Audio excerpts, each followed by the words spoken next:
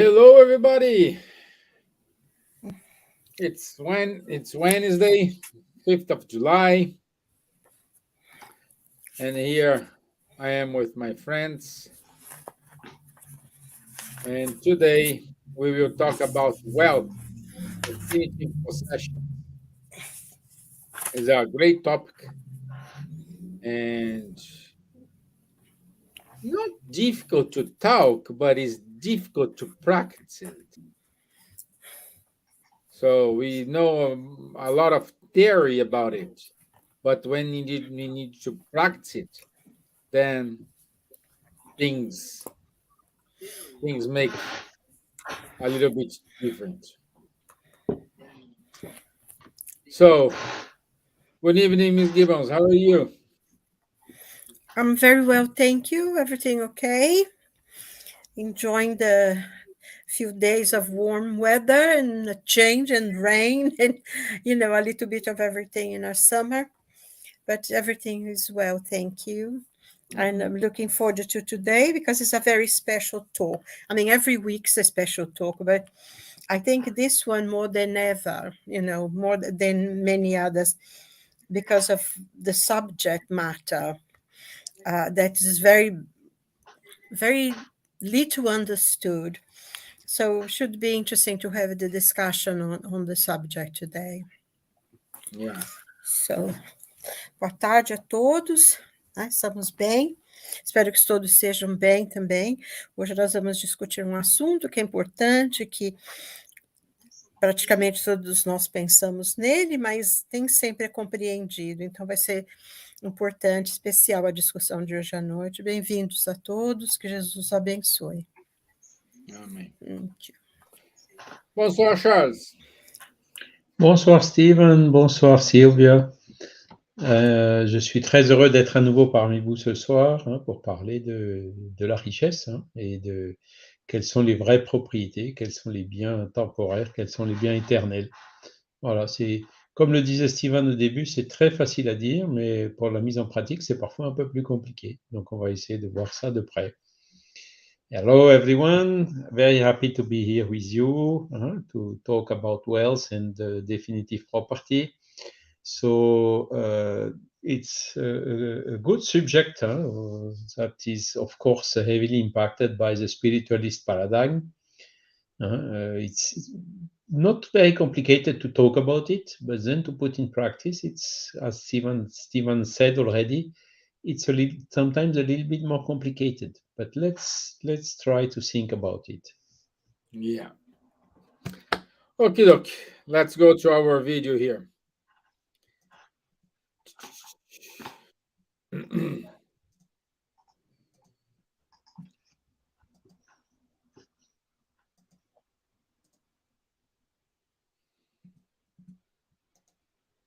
Things that we can see in science too is the understanding of the physical world evolving to the understanding of the spiritual world. As we break down particles into their smallest pieces, they stop being particles and they become forces and energy. So in fact, matter is just forces and energy, which means materialism is actually killing itself. So it's a fantastic understanding of the world around us because it becomes about forces and not about matter. And one of these forces that we believe are everywhere is the force of the spirit. And now with thought processes and so forth, we understanding that also has a pull, it also has a force on everything we do. And science has already shown us that there are invisible forces acting on us, magnetism, for instance. So it becomes hard for us to say, I only believe in that which my eye can see, because there are a lot of things that our eye cannot see, yet they're there. So we think that the time for the spirit, the era for the spirit is upon us, in the sense that we'll begin more and more to pay attention to these invisible forces that affect our lives, which resembles and lends credence to everything that a lot of religions and ethical philosophies have told us throughout time. There is indeed a different world out there that also plays an important role in our lives. And that's why it's so exciting to read Spiritist materials in general because they make the connection between both science and these old traditions in a way that it makes plain to both of them that they are partially right. That it's possible for us to believe in a scientific world and understand how it works, and yet be certain through experimentation and observation that there is life after life, and that the spirits of those who have come before us live on and sometimes can come back to connect with us as well. Okay, so the video is not truly dedicated to our topic today. It was difficult to find a video, but I like this video because uh, um, our friend Daniel Assisi, he makes a very good correlation with the materialism and the spiritism, the spirits, the spiritual world. So when we talk about possessions, we always think the first glint you have today is, oh, they're gonna say I have to have a humble life. I don't need to have my cars. I don't need to own my house. I don't blah blah blah blah blah blah blah blah. Blah. And we are not talking about it. You do have a free will, so you can have whatever you want to have. The only problem is if those possessions start to take control over you. And that's the problem we see in order to always having something more. I think Ms. Gibbons and Charles, you have heard Divaldo telling a story about I think it was one of her friends came to him and said, "Oh, Divaldo, I needed to get a better job. Do you pray for me?" And Divaldo, yes, of course, I will pray for you to get a new job. And but why you want to have a new job? Oh, because if I change my job, I will be the happiest person in the world. So Divaldo started to pray. Because of her efforts, she could got a new job. And then she came to Divaldo. Hey, Divaldo, I got a new job. Divaldo said, "Oh, great, wonderful. Are you happy now?" "Not yet. And now I need a car. You pray for me to get a car." And then he prayed. She got a car. And Divaldo asked, "Okay, now you're happy. You got a car." "Not yet. Now I need a house." So the long short story is we are not never happy. Every time you want more. Every time we need to have something better, the latest iPhone, the latest car model, the latest clothes, instead of what is important for us. Okay, if you have enough money to buy everything you want, no problem at all.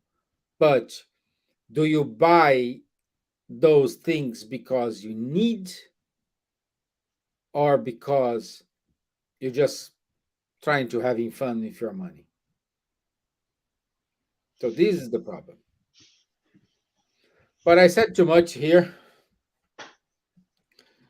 And I think I would start with with Charles as always and asking him what is the true property that man can take with him when he leaves this world. Like does our coffin has drawers and we can take with us? Probably an ATM on the other side. We can just swap our card and you part of the answer, Stevan, is already in your question. Yeah. The true property, in fact, is what we can take with us when we leave this world. This is the true property. Okay, so indeed,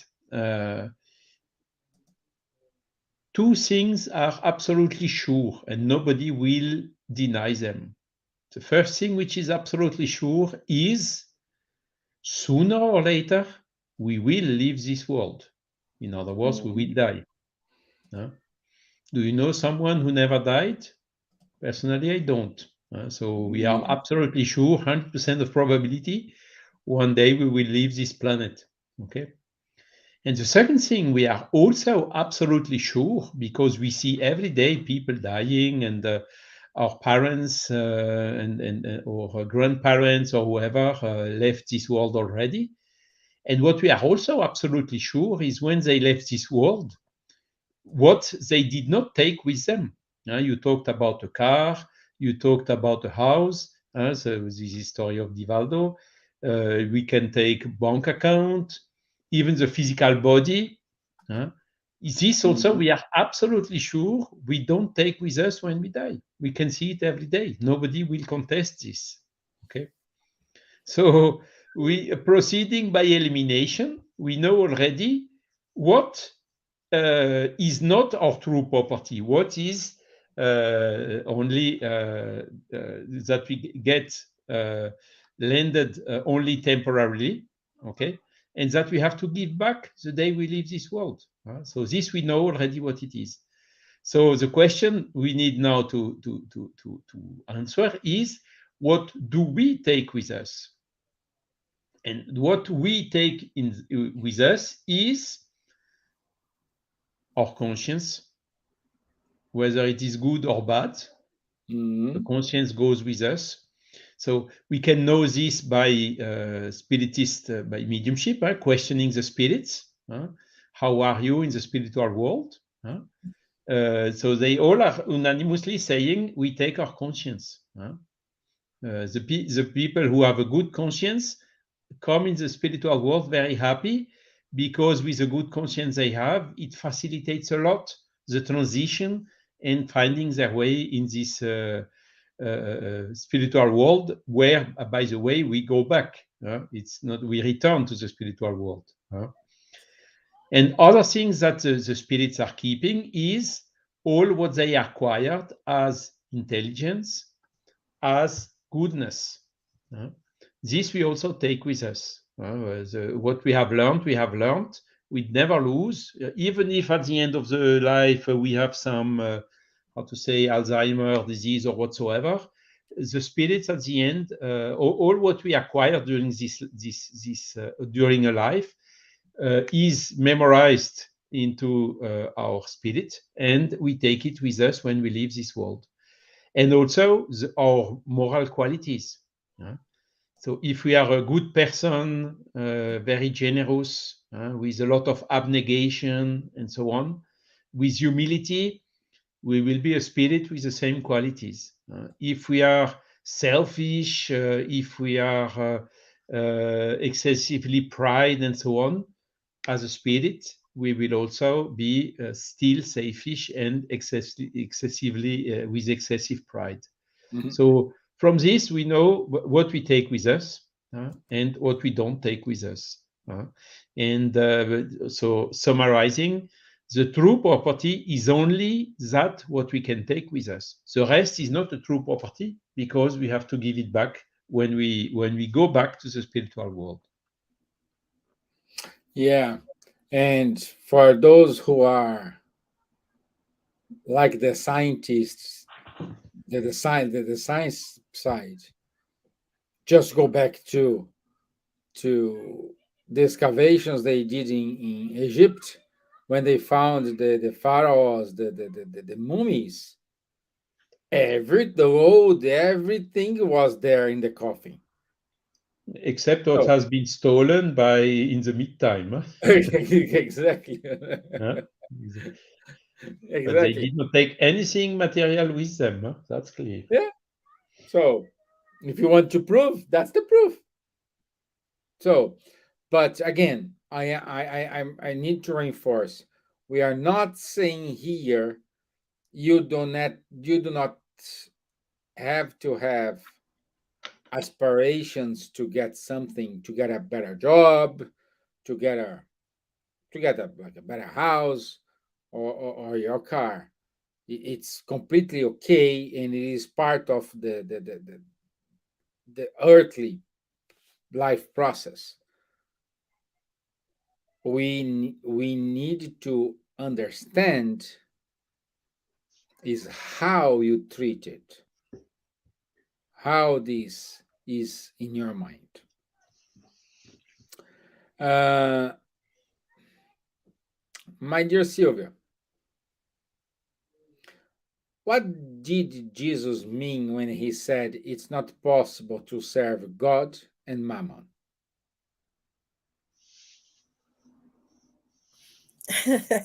That's a good question, isn't it? Well, Hmm? it's not possible to serve God and Mammon. I mean, of course, we know that Mammon was a kind of god that people, primitive people, um, worshipped, and others worship. And in a way, it's a kind of sort of a material thing as well. So if you worship God, you cannot worship money. And I think, this conversation is very interesting because, as you pointed out, Stephen, and also some of the things that Charles said when he was speaking, he says it's not that we say people should not have money, that everyone should be poor and starving. It's not, absolutely not at all,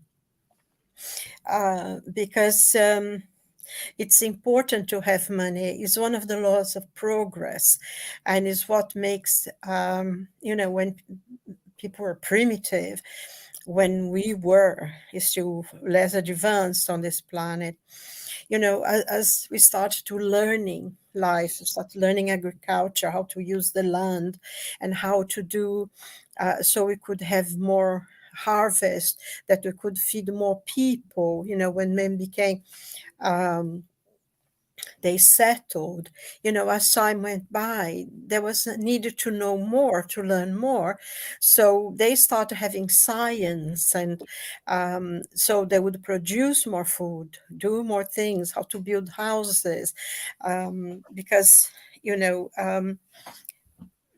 those one made of mud, whenever there was a tempest or something, it would be washed away. So through the development and the learning and the advancement, the development, we learned how to build better houses and stones. And so there was a point of learning engineering.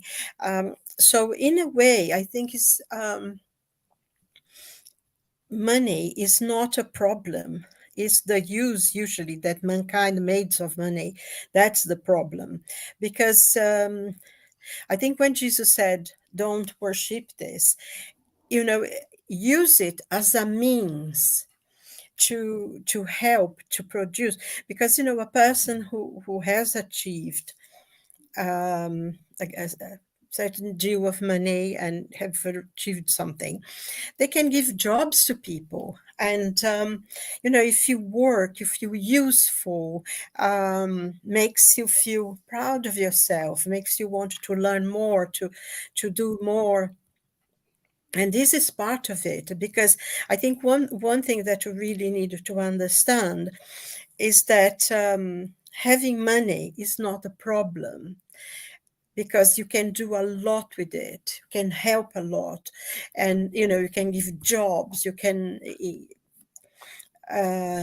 invest in new things and new development, in new things that science will discover more and more. I mean, we've seen how mankind has developed in the last 5,000, 6,000, 10,000 years. But I think one of the problem is that because of who we are is still, sometimes having other acquired money or inherited money, mostly I think when you acquire money, sometimes people become very selfish, very self-centered, and they think maybe they are better than other people, and they will use their money in order to oppress people or to think they are better.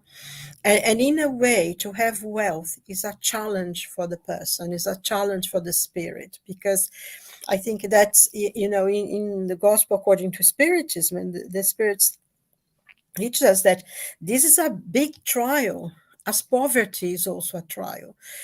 Being poor is also a trial, but being rich is also a trial, because, when one is poor, one can be quite unhappy about it, and some people can be quite angry and rebellious, and they can say things that God don't love them, and that God doesn't exist anyway.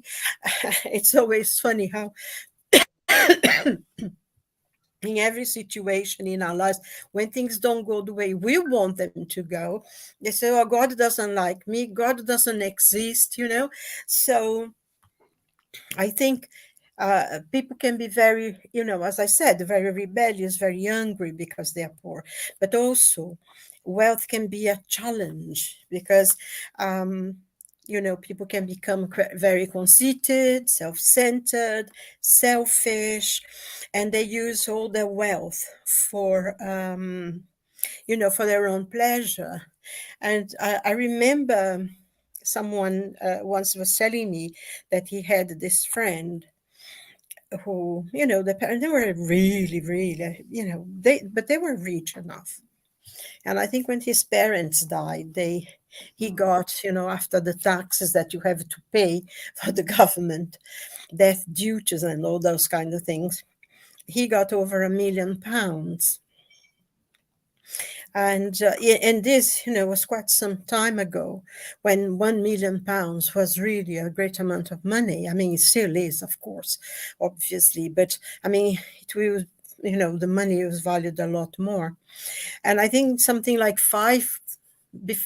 less than 10 years, he spent the whole thing, in completely buying expensive cars and drinking a lot and having parties. And he absolutely spent all the money he had inherited, to the point that he had to sell the house. He had a really nice house. And he more or less went to live in a very small flat and almost became homeless, and didn't have, because he didn't use the money to learn anything or to do anything but enjoy himself.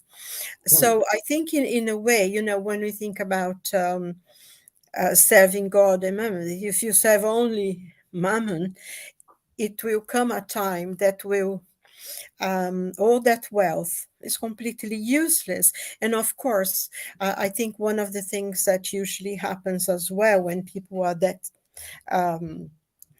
lose their money, they have lots of friends, who come and enjoy, but as soon as they lose their money, they lose their friends. I mean, there are so many songs about it, isn't it? How there is a very famous blues song that nobody loves you when you're down and out. And it's exactly the story, that they enjoyed the money, they had all sorts of things, but then they run out of money and run out of friends as well, because they deserted him. It's actually a really nice song from 1930s. But it's amazing because it's a reality. So I think the problem that we should be aware of is the question of trying to use the money for productive things, because as Charles pointed out, when we go, and we will go, is the only fatality that really exists, is the fact that one day we're going to die, and we will not take with us even our bodies.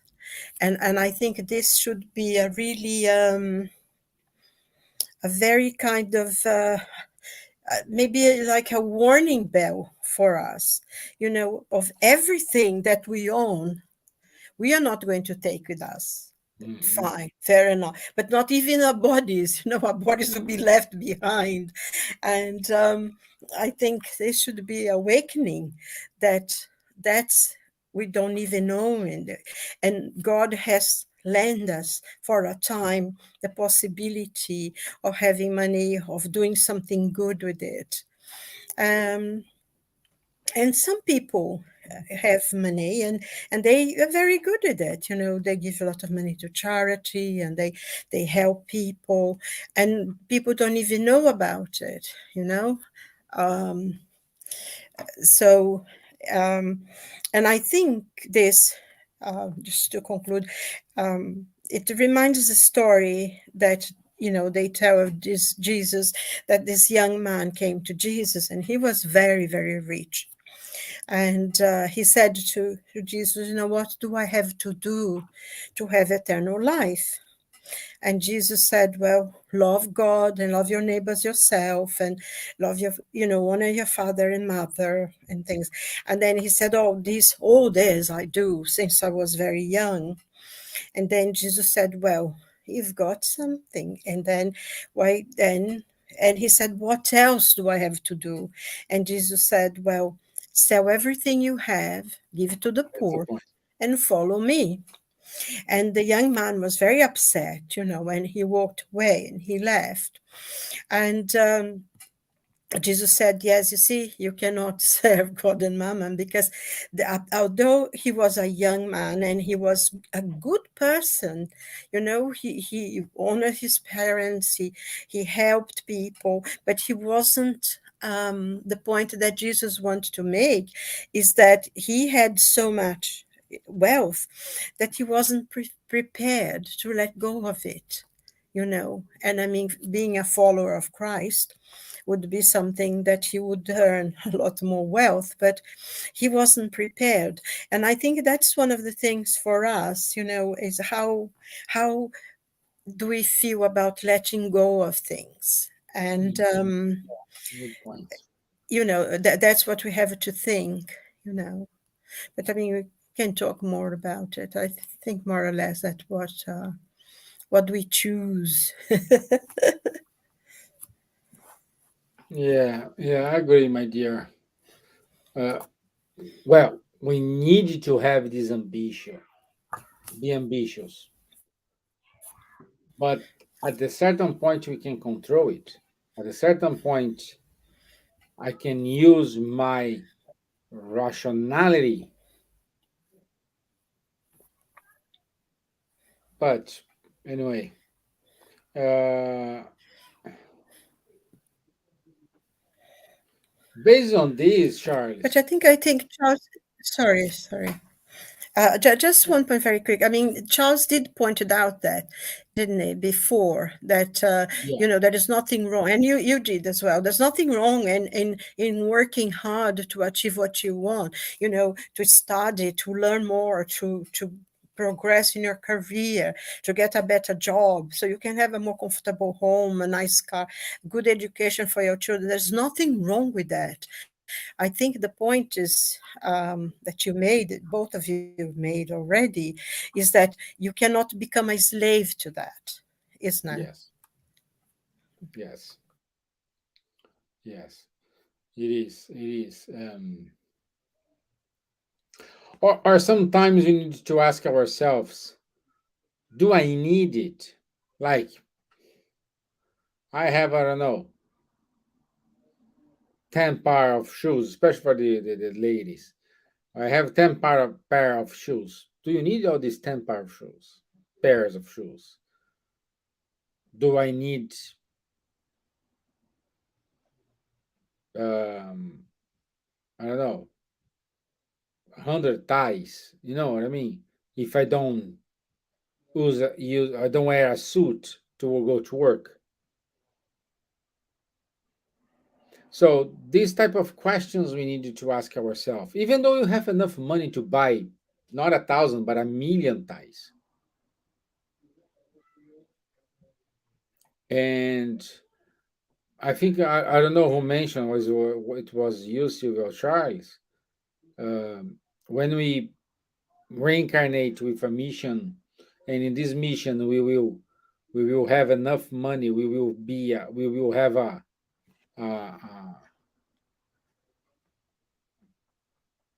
very good life in terms of wealth, in terms of health and everything. I believe the lesson learned here, it is we needed to know how to share this. And this comes to my question to you, Charles. Like, if man is only the trustee of the fortune God allows him to enjoy during his lifetime, does he still have the right to leave it as inheritance to his family? Yes, of course. So this is a legitimate right, which, by the way, is into the legislation of most of the countries. Mhm. Now, will the successors be as careful and as able to manage these goods? That's another question, because we see often some comfortable fortune being transmitted to the descendants, but then the descendants, as Silvia told, Yeah. uh, wasting all these goods, administrating them very badly, and after a couple of years, they have nothing anymore. Huh? So to transmit it, I think it's just a legitimate right, but this does not make any warranty. It gives, of course, a good starting point to the children or the inheritors, but it does not prevent them of think about to administrate it properly. Otherwise, it will not last long. And that's basically what we need to understand. As Silvia told, there is nothing bad in being rich or having some comfort.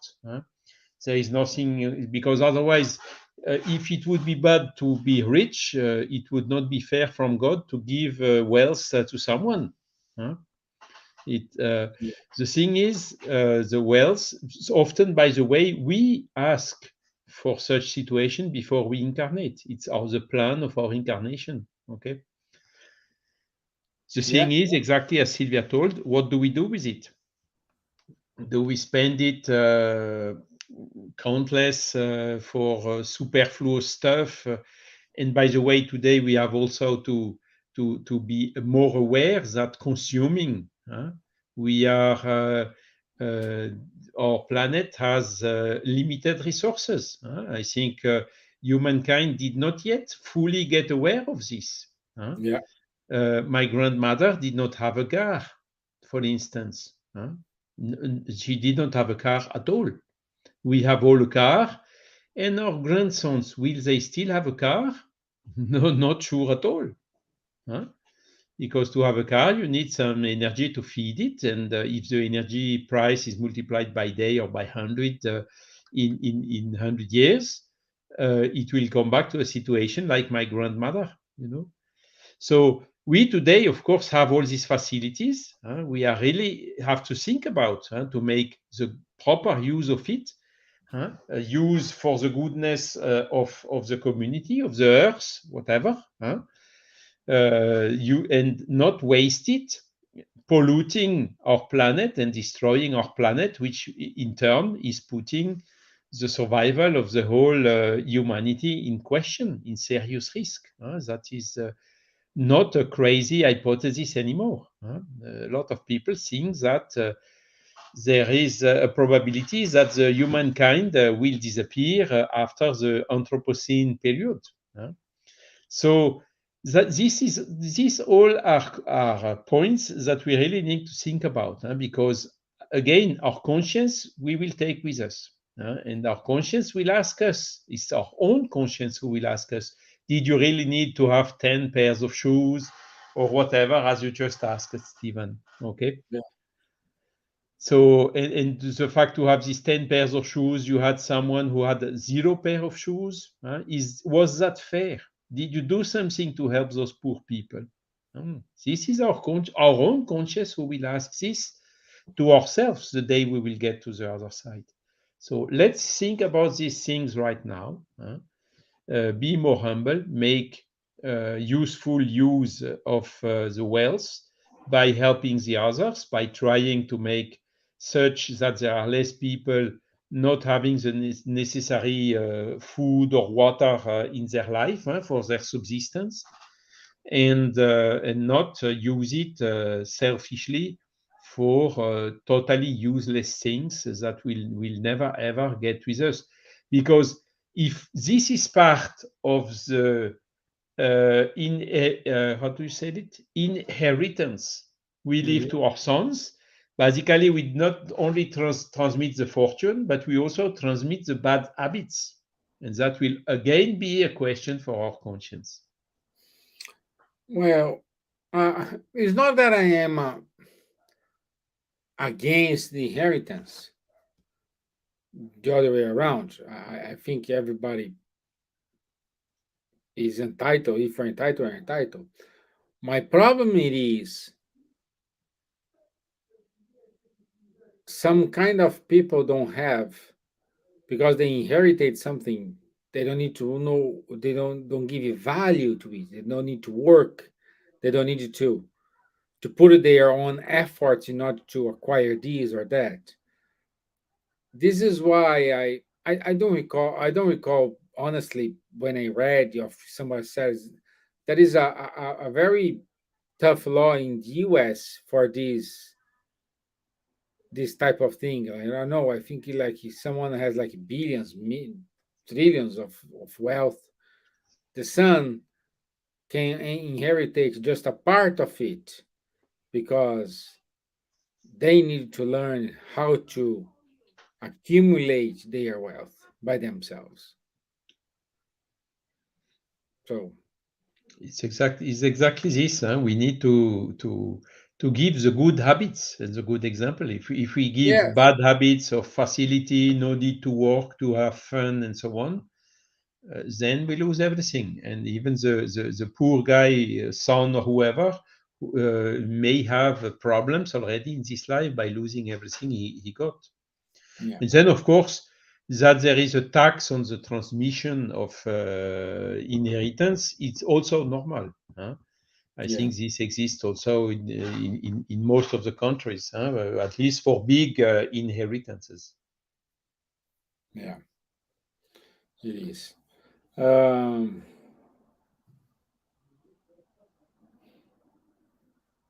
if I Sylvia, if I give up of my the money I inherited, I don't care. I don't want this. It means this person is kind of detached from the worldly wealth. Hmm. Well, that people would think so, but according to the teachings of the spirit, that's not a good thing because if a man gives everything he owns and then he becomes a pauper, living on other people's, this is wrong as well. Because I think, like Charles pointed out, that when we are born, before we are born, when we are working in a plan for our next life, for our incarnation, sometimes we choose some of the trials we are going to go through. And sometimes money and having wealth is one of those trials. How are we Yeah, going to fulfill? So to become a pauper deliberately and dependent on other people is not a good thing either, because it doesn't mean, in a way, it's very interesting, but the person is too selfish because they will have to depend on the goodness of others when he could have made a positive contribution to um, to the world, to the people. He could have invested that money in new discoveries, I mean, it's like Charles is saying, we forget sometimes that uh, it's everything is finite in resources. But now we are beginning to change. We are beginning to use solar panels and lots of things. And and we need to learn to be more careful with things. But I find it very interesting, because when I was a child, whenever we went to the market, and we had street markets in Brazil, because I'm from Brazil, we always had our bags. If we went to the shops, we had, supermarket, we had our bags. We took our bags with us. And, when my Mhm. mother would keep them for the next time you shop. And this thing about just having a bag to give to you was, was very recent, And another thing as well, I remember, I'm sorry to be talking about personal life, but I think it's part of my experience in seeing things. Um, we used to have one wardrobe. My mom used to have one wardrobe, and we had one wardrobe. And I remember them being extremely elegant people. Whenever they went out, they were always with nice clothes, nice shoes, things all going together. They're very elegant. Used to wear those hats. And they would have loads and loads and loads of stuff, because they would buy things of good quality. Maybe you have a 2 or 3 pair of shoes that would go with different clothes, and they would mix together. And there wasn't the clothes were good quality. They would last a long time. They would be dry cleaned and ironed and all that kind of thing. But now we buy and buy and buy and buy clothes, and so poor quality. Sometimes you wear a t-shirt twice, 3 times. The third time you already have little holes in it, and then we buy more and we buy more, and it's. I think that's one of the things as well that, if we think about, we would need to change. You would have a nice mantle or something, a nice coat, and would last you, for years, because you're really care for the stuff, and they're really good quality. And I think now, most of the things we buy, especially clothes and things, they are not that good quality, and they go off very quick. So you keep buying more. I mean, we do buy a lot more clothes than we need to. And but I think it is a kind of, the society became such a consumerist kind of thing. You have to buy, and it's one of the things that we need to change. I think when Charles said, "Oh, have to learn good manners and how to use the money," I'm sure that all of us, to have our pocket monies, we used to do a little work at home. Like putting the rubbish outside, or help do the washing up. I mean, at least in my home was like that, because we need to learn the value of the money we had. We now, I want money. No, we had to do something for this. And I think that's why, we were brought up in a way that you learn how to value what you had, because you had to work for it. And I think that's one of the things that lacks now. Oh, I want this. And you see parents, I mean, I know parents who sacrifice, but really sacrifice, go without lots of things to buy an iPhone for the son. And I find, why should, a 12-year-old need an iPhone? £900 phone. But then it's me, I'm an old-fashioned person. You can't take me as an example. But I find that, and that's why, they don't have an idea of how to use it properly. So giving everything away is also a kind of selfishness, because Mhm. the reason why God has given you wealth is so that you learn how to put it to a productive use. Because wealth, money, riches, they are, they are completely neutral. They don't do any good. They don't do any bad. It's what we do use it for. That's the thing. And also, I think one of the points as well that they make in the Spirit's book is that some people work hard. They are more intelligent. They are more, and this is in the gospel as well. They know how to produce, to make money, and to do things like that. But some people rob, they steal, they betray other people, they take advantage of people. So their money, some people have money enslave other people. So they have terrible consequences on that as well. But the wealth in itself is not the problem, is the way how we use it. So we use it to be productive, to help, to give jobs to people, so they will have a decent life as well, and they are proud of their lives and feel useful. That's more important. So sorry, I went Yes. on a little bit too much, sorry. No, makes completely sense, and this is what I was looking for. And Charles, what's the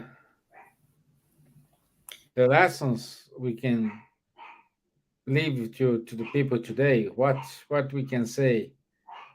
How you summarize we have discussed here today? Maybe we can take some examples of people who could, having got rich with wealth, and who didn't want to.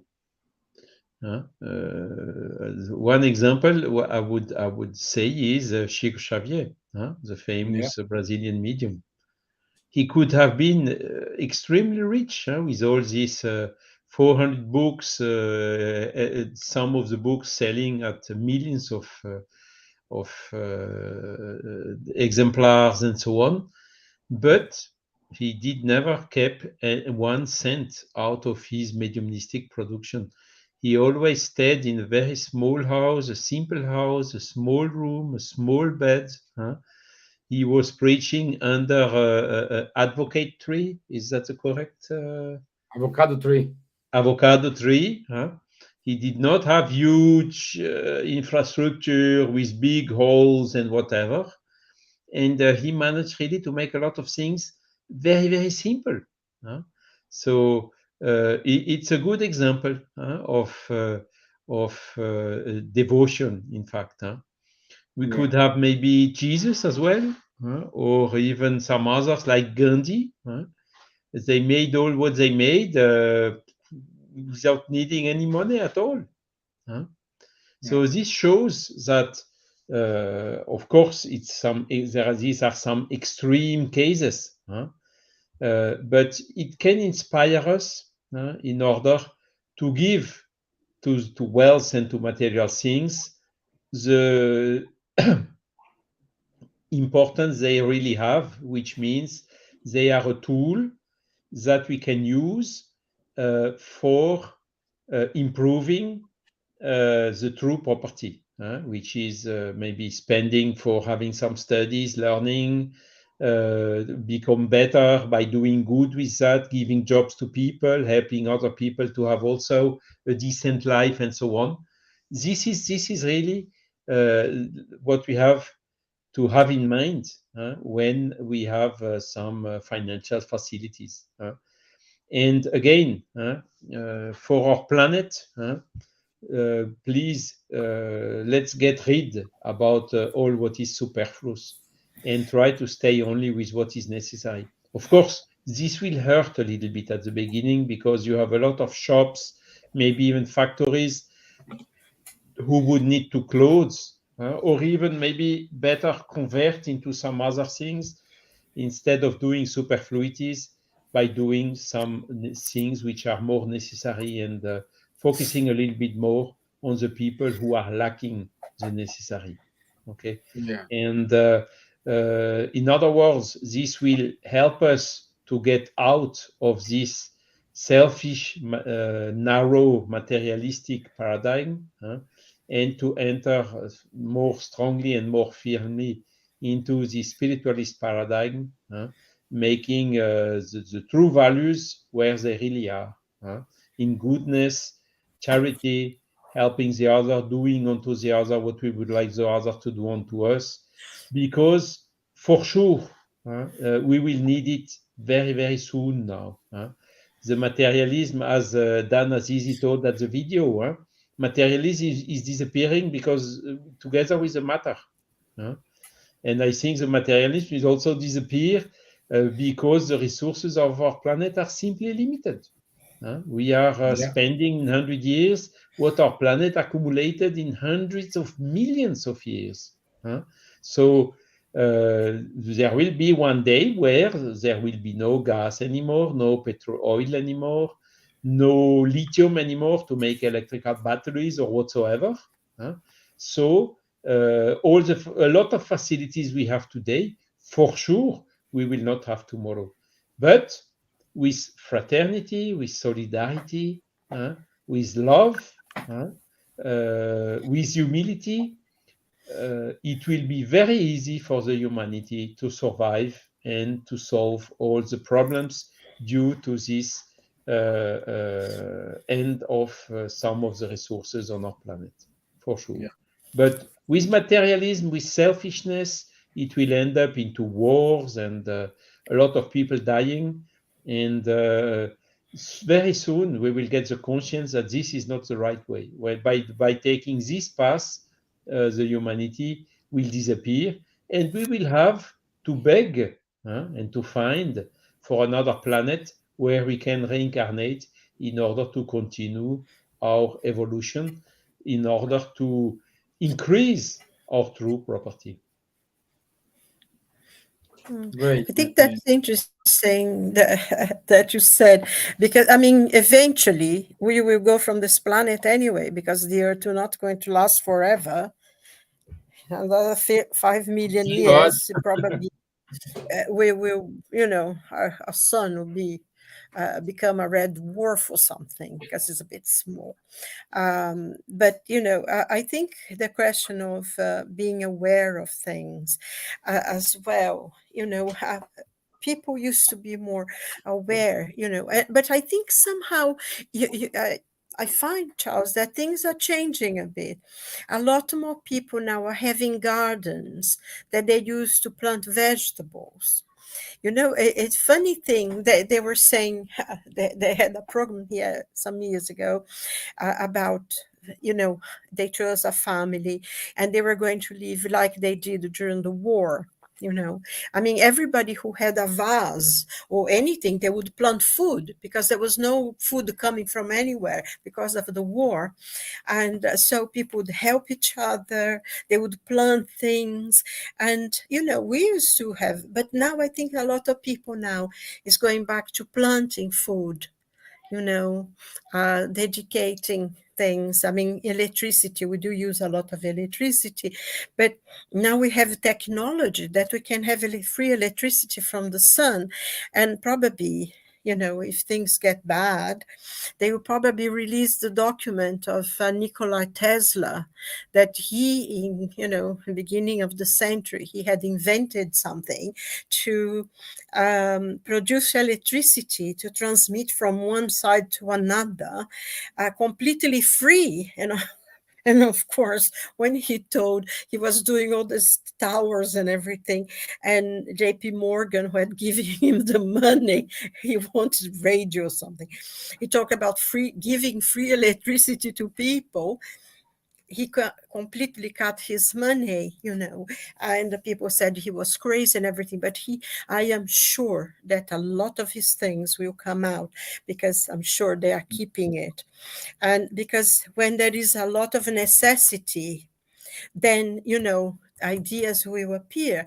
And I think I mentioned this before, but recently they had some prize and something for some children for the earth environment that the Prince of Wales is very involved now. Prince William is very involved in giving incentive to people. And, a 12-year-old girl from India, she won one of the prize because she just, she invented the whole way of using rubbish, and all these young people having incredible ideas. And, if we give them incentive and everything, I think it's not going to be bad. Everything is going to be destroyed. It's going to be better. I think we're going to find new ways of living and using the earth resources. People will become more aware. But I think we are going through now. I don't know, I may be completely wrong, but sometimes I think like the earth has got everything that was mad in the bottom of the lake of the earth, and is bringing it out, because sometimes you can get quite desperate and despondent with things you see. But it's a cleansing, isn't it? I mean, it's like when you cleanse your home, you get everything up, get the chairs up, put something, and then you start, oh, I don't need this anymore, throw this away, do this, do that. And you clean up the house, and then it's nice and clean. And I think the earth is going through this process now. So it starts with us trying to do the bit where we are, make it better there, and helping. And I hope, I have hopes that, once this crazy madness go through, things are going to get better. People be aware, be more, um, you know, how to use things, switch off the lights. I mean, how you switch the lights, because electricity is terribly expensive anyway. So, you put your heating a little bit less than normally. And everybody survived, So, Yeah. yeah. Everybody, we do have our weaknesses, and we do have our strengths, and we need to focus in our strengths. We need to understand. Uh, Silvia, how would say? Let me remember. Is there is a quote saying, um, "I don't have everything what I want, but I But I don't have everything I want, but I have everything I need. Isn't yes, that it? Something like this. yeah, I yeah, don't have everything I want, but I have everything I yeah, need. yes, And this is interesting, because recently a friend of mine was saying to me, this girl from my group, actually, she was saying, I don't know. I said, oh, I needed to do this, and I want to buy this and that. And then I think a friend of her said to her, do you know that you are a billionaire? And no, no. I said, no, you have a home to live, you have a bed to sleep at night, you have money to get a tube and bus, you have a yeah, job to go to, you have 3 meals a day, you can travel on your holidays. You can mhm, go to the cinema, you can go to the theater, you are healthy. If you're not well, you can go to the doctor, good doctor, you can go to hospital. You are very rich. There are people in this world that don't even have water to drink. yes, And I think we need to learn that those things, I mean, it's, like, I think three of us today already said that there's nothing wrong in working hard, in trying to have something better, in trying to building something for your family. We need cars nowadays. Sometimes you need to go to your job, and so there are things we do need, but not to become a slave of it. And it's the use that we make of it. If it's productive, is to help others, then, because I think the earth has everything that we can share. No one needs to be hungry. No one needs to be poor and destitute on this planet. It's just that some of us use it very bad, and they hold on to all the wealth to them. And like the Spirit's book says, you feel sorry for these people, because they will reincarnate in the world they are creating for themselves now. So mhm, nothing like reading the Spirit's book to be aware, to awaken all those little selfish cells that sometimes you have. Oh my God, yes, what am I going to do mhm. I'm building it. I'm building the next world, or I will be born at. Oh. Well, we need to think about is okay. Let me do the right things now, because when I'm gonna reincarnate, I will suffer the consequence what I Yes. did as a collective now. You know what I mean? So We will. Yeah. We are sure about this. We will. yeah, Yeah, exactly. yeah. Yeah. Because also sometimes, having all the money in the world, and I mean, I know people, and when they got sick, They went from clinic to clinic, from Switzerland to France, to America, to France again, and to Switzerland. And when it came the time, they died. So even having all the money in the world, when your time comes, you go.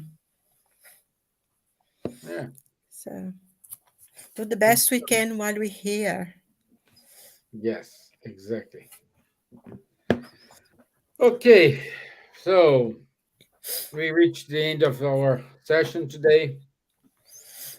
I want to say Marco Davis, thank you. Rita de Cássia Fernandes, Ruben de los Santos in Uruguay. So thank you. Mark made a comment that saying that the society forgot to share.